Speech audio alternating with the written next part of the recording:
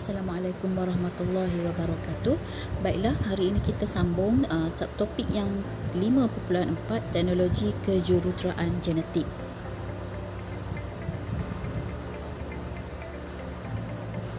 Apa itu kejuruteraan genetik? Ia adalah istilah yang digunakan kepada pengubah suaian genetik sesuatu organisma. Apabila kita mengubah suai genetik yang semula jadi, ia dinamakan sebagai kejuruteraan genetik. Ia mula diperkenalkan sekitar tahun 1971 sehingga 1975 dan dikenali sebagai sains kejuruteraan genetik. Kejuruteraan genetik biasanya dikaitkan dengan DNA rekombinan, organisma termodifikasi genetik ataupun GMO dan terapi gen. Apa itu teknologi DNA rekombinan? Ia adalah teknologi yang menggabungkan dua spesies yang berbeza untuk menghasilkan satu ciri genetik yang baru. Kita guna dua spesies yang berbeza, yang tak sama, kita kacuk dan kita hasilkan satu genetik yang baharu. Sebagai contoh, DNA dari tumbuhan boleh dikombinasi, dikombine dengan DNA bakteria, atau DNA manusia dikombinasi dengan DNA daripada kulat untuk mencipta DNA hybrid yang dikacuk. Contoh yang lebih terperinci adalah seperti penghasilan insulin manusia melalui bakteria. Bagi orang yang menghidapi sakit kencing manis, penyakit kencing manis ataupun diabetes mellitus, badan mereka tidak boleh menghasilkan insulin secara semula jadi mereka perlu mengambil insulin dari luar dan dicucuk ke dalam badan. Jadi insulin yang dihasilkan itu adalah melalui bakteria. Dia akan jadi ubatlah, insulin yang untuk dicucuk ke dalam badan pesakit kencing manis. Penghasilan ini boleh membantu orang yang menghidap penyakit kencing manis ataupun diabetes mellitus. Gambar rajah ini adalah merupakan gambar rajah pembuatan insulin melalui teknologi DNA rekombinan, di mana dia akan ambil DNA daripada sel pankreas manusia. Dia akan ambil DNA daripada sel pankreas manusia, dan diambil daripada sel DNA daripada bakteria. Jadi diambil kedua-duanya, kemudian dia akan kacuklah, dia akan hybrid rekombinankan, maka terhasillah satu bakteria rekombinan yang baru yang boleh digunakan sebagai ubatlah untuk insulin dan dicucuk ke dalam badan manusia. Ini adalah teknik hybrid, dia kacuk daripada dua jenis organisma yang berbeza, iaitu daripada DNA manusia dan daripada DNA bakteria untuk menghasilkan insulin. Seterusnya, organisma termodifikasi genetik ataupun GMO. Teknologi yang kedua, GMO, yang mana organisma daripada tumbuhan, haiwan, bakteria atau virus yang kita ubah suai secara genetik untuk tujuan yang tertentu. Teknologi ini menggabungkan gen daripada dua spesies yang berbeza. Malah ia boleh dilakukan dengan menggabungkan gen haiwan dengan gen tanaman, haiwan dengan pokok, ataupun gen bakteria, yang mana kita nak hasilkan organisma GMO yang kita dah modify, yang mana ia mempunyai ciri-ciri yang baru yang tidak mungkin boleh dihasilkan melalui proses persilangan secara tradisional. Kita guna teknologi sebab kita nak organisma yang baru tu dia ada ciri-ciri yang baru, yang mana kalau secara semula jadi, secara tradisional, kita tak boleh nak hasilkan dia. Organisma baharu ini mengandungi beberapa perubahan khusus yang diperlukan untuk meningkatkan kualiti komersial. Beberapa tumbuhan yang telah dihasilkan iaitu tumbuhan yang boleh menghalang serangga perosak ataupun daripada sebarang penyakit. Teknologi ini diaplikasikan dalam penanaman padi, jagung dan kelapa sawit. Kita nak hasilkan jagung ataupun beras yang lebih baik kualiti dia.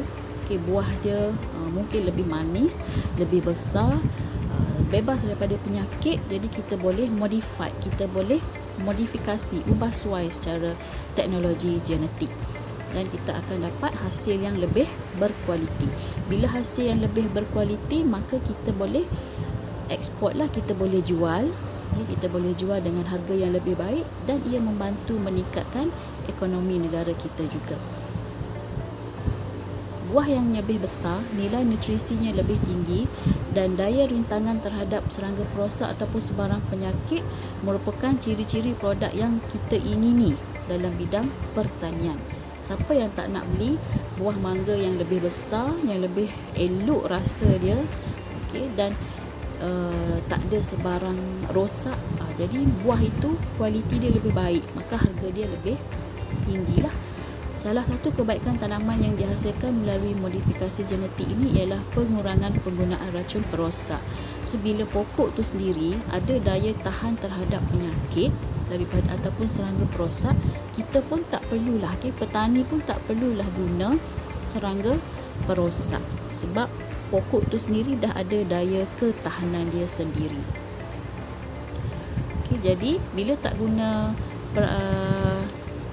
racun perosak, so kuranglah masalah yang boleh menyebabkan pencemaran alam sekitar. Apakah kebaikan teknologi kejuruteraan genetik?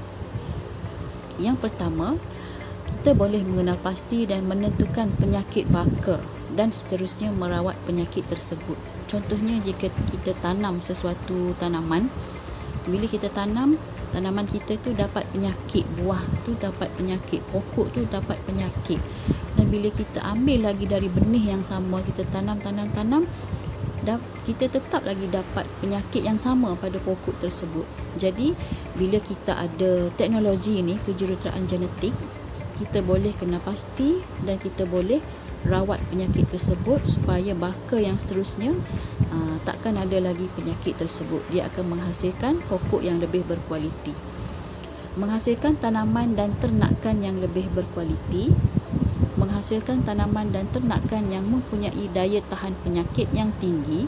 Dia ada secara semula jadi, dia boleh lawan penyakit berbanding dengan generasi yang sebelumnya.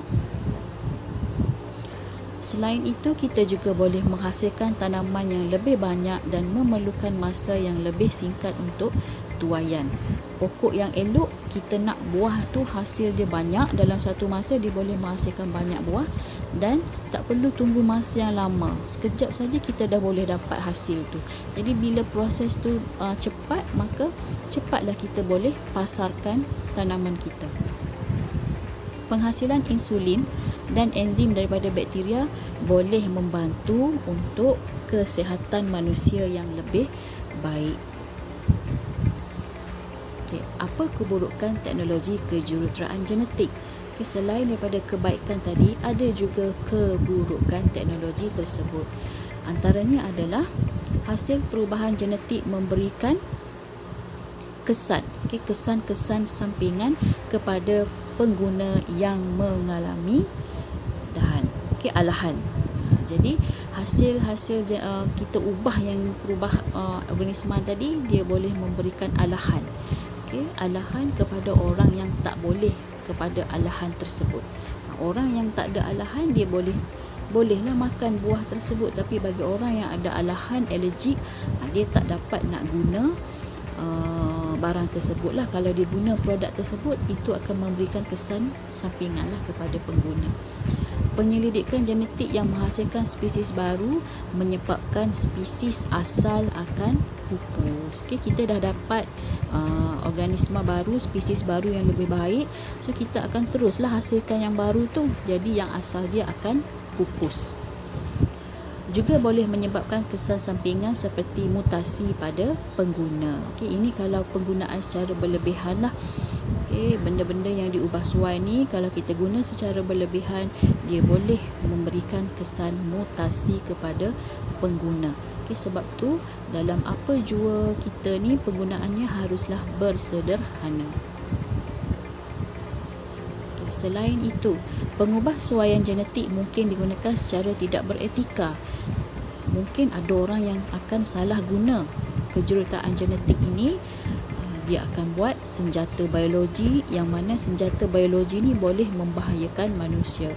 Cipta virus, cipta virus, lepas tu sebar pada manusia dengan tujuan yang niat yang tidak baik. Ini yang dipanggil pengubahsuaian yang tidak beretika. Benda tu ada kebaikan tapi dia guna kepada benda yang ke arah keburukan, tidak beretika. Menghasilkan organisma yang mempunyai daya tahan yang tinggi terhadap pestisid, yang mana baja pun dia tak boleh terima. Seterusnya, etika. Etika ni dalam teknologi kejuruteraan genetik. Penyelidikan genetik perlu dijalankan dengan integriti yang tinggi agar tidak menyalahi moral dan agama. Guna secara beretika. Teknologi kejuruteraan genetik boleh membantu manusia dari segi kesihatan, seperti kita cipta insulin bagi membantu manusia yang menghidap penyakit diabetes mellitus. Yang itu kegunaan yang baiklah, membantu untuk kesihatan yang lebih baik. Teknologi kejuruteraan genetik juga boleh membantu manusia dalam menyelesaikan masalah kekurangan makanan dan kerosakan tanaman. Etika dan nilai murni hendaklah diamalkan semasa menjalankan eksperimen kejuruteraan genetik agar tidak menyentuh sensitiviti mana-mana agama dan tidak menyalahi moral.